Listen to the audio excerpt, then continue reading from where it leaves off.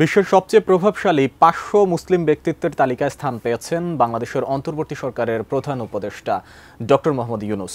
তিনি তালিকার শীর্ষ ৫০ ব্যক্তিত্বের মধ্যে রয়েছেন। তালিকায় স্থান পেয়েছেন আরও দুজন বাংলাদেশি নারী ব্যক্তিত্ব। বিস্তারিত ইমতিয়াজ আলমের রিপোর্ট।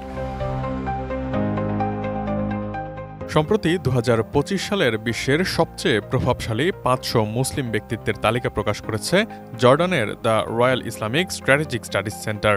প্রতিবছর বিশ্বব্যাপী মুসলিমদের প্রভাব ও অবদান পর্যালোচনা করে প্রকাশিত হয় the Muslim 500, the world's 500 most influential Muslims. ২০০৯ সাল থেকে দীর্ঘ ১৬ বছর ধরে প্রতিষ্ঠানটি প্রতি বছরই এই তালিকা প্রকাশ করে আসছে। এই তালিকায় বাংলাদেশের অন্তর্বর্তীকালীন সরকারের প্রধান উপদেষ্টা ডক্টর মোহাম্মদ ইউনূসের নাম ৫০ নম্বরে স্থান পেয়েছে।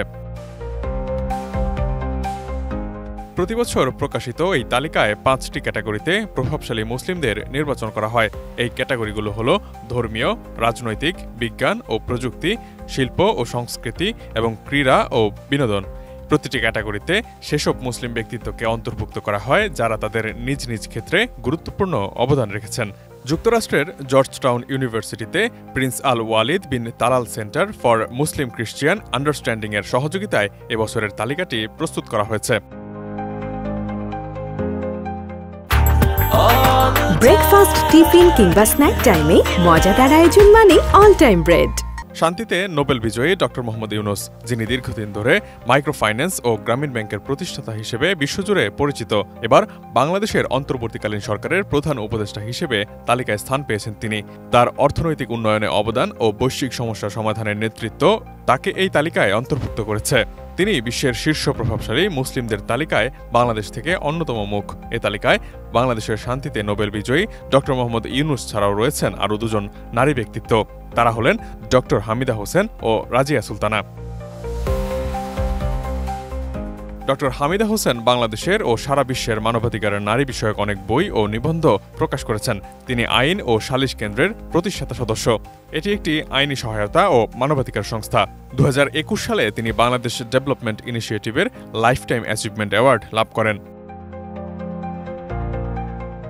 রাজিয়া সুলতানা একজন বাংলাদেশের আইনজীবী ও মানবাধিকার কর্মী, যিনি রোহিঙ্গা অধিকারের জন্য অনেকদিন ধরেই কাজ করছেন। তিনি শতাধিক রোহিঙ্গা নারীর সাক্ষাৎকার নিয়েছেন। মিয়ানমারের নিরাপত্তা বাহিনী দ্বারা যৌন নির্যাতনের কাহিনী প্রকাশ করেছেন তিনি।